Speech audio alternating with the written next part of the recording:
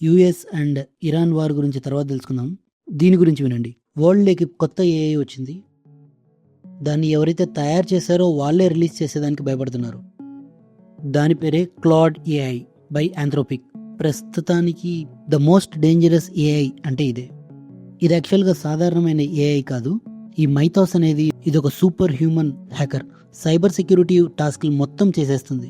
ఏ సిస్టంలోకైనా login అవ్వగలదు, ఎవరి permission అవసరం లేదు. ఏ సిస్టమ్నైనా హ్యాక్ చేయగలదు, ఏ సెక్యూరిటీ దీన్ని ఆపలేదు. ఆ సిస్టంలో ఉన్న కోడ్స్, బగ్స్ మొత్తం వెతికి దాన్ని ఎక్స్పోజ్ చేసి చాలా ఈజీగా సైబర్ సెక్యూరిటీ లెవెల్ని దాటిస్తుంది. ఎంత ఫాస్ట్గా తెలుసా? ఒక నార్మల్ మనిషి కన్నా 1000 టైమ్స్ ఫాస్ట్గా, 1000 రెట్లు ఫాస్ట్గా చేస్తుంది అది. ఇక టాపిక్లోకి వెళ్తే, world's best channel financial times www.ft.com అని కొడితే వస్తుంది.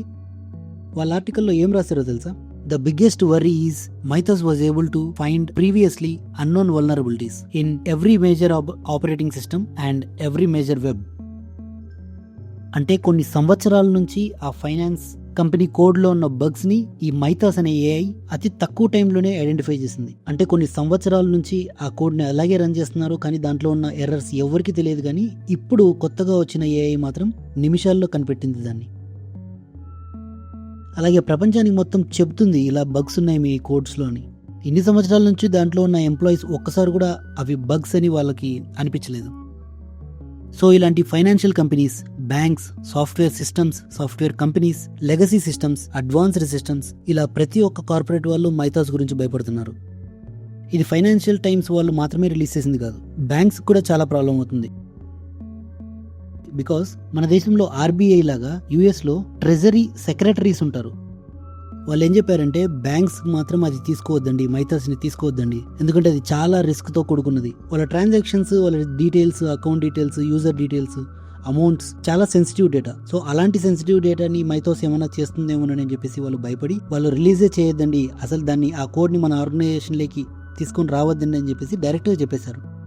చెప్పి వాళ్ళ కింద ఉన్న టీంతో ఈ టూల్ని ఒకసారి గమనిస్తూ ఉండండి ఏమేమి చేస్తుందో అని క్లియర్గా చెప్పారు. నాట్ ఓన్లీ యూఎస్, మన ఇండియా కూడా సేమ్ ఇదే చెప్పారు. మన నిర్మలా సీతారామన్ గారు బ్యాంక్ హెడ్స్కి అందరికీ ఎమర్జెన్సీ మీటింగ్ పెట్టి ఈ టూల్ రిలీజ్ అయిన వెంటనే మన సిస్టమ్స్ అన్ని సెక్యూర్ చేయండి బ్యాంక్ హెడ్స్ అందరికీ చెప్పారు. Because Maytas can do anything now. ఇదొకటే కాదు, ఇంకా చాలా ఆర్టికల్స్ ఉన్నాయి. ఇక పెద్ద పెద్ద కంపెనీస్ లైక్ ఫోర్బ్స్ వాళ్ళు అయితే Maytas has banks in a panic అని చెప్పేసి వాళ్ళు క్లియర్గా రాశారు. సో దానికి అర్థం ఏంటంటే, బ్యాంక్సే పానిక్ అవుతూ ఉంటే, బ్యాంక్సే భయపడుతుంటే, ఇక నార్మల్ మనుషులు మన పరిస్థితి ఏంటి? కేవలం ఈ ఒక్క ఏఐ రావడం వలన సైబర్ సెక్యూరిటీ స్టాక్స్ మొత్తం పడిపోయాయి. ఇది కూడా ఏదో అజంప్షన్స్తో చెప్పేది కాదు. ఫైనాన్షియల్ టైమ్స్లో ఇవన్నీ ఆర్టికల్స్ రాసి పెట్టారు. ఈ క్లాడ్ ఏంటి, క్లాడ్ బై ఆంథ్రోపిక్ అంటే ఏంటి, దాని కెపాసిటీ ఏంటి, దాని గురించి ఫుల్ R&D చేస్తున్నారు మన ఇండియా వాళ్ళు. ఇప్పుడు కార్పొరేట్కి వద్దాం. కార్పొరేట్లో మేజర్ ప్రాబ్లం ఏంటి తెలుసా? ఏఐ రావడం వల్ల చాలా మంది ఇంజనీర్స్ జాబ్స్ కోల్పోతున్నారు. ప్రతి ఒక్క ఆర్టికల్, యాహూ, మైక్రోసాఫ్ట్, గూగుల్, ఎక్కడ చూసినా ర్యామ్ డౌన్ అని, లే ఆఫ్స్ అని, ఏఐ రావడం వల్ల 50% ఎంప్లాయీ కౌంట్ తగ్గిస్తున్నామని ఎక్కడ చూసినా ఇదే న్యూసే. కొన్ని సైబర్ సెక్యూరిటీ కంపెనీస్ అయితే 80,000 ఎంప్లాయీస్ని ఒకటేసారి తీసేశారు ఈ ఒక్క ఏఐ వల్ల. అసలు అది రావడం వల్ల మనకు మంచి జరుగుతుందా లేదా?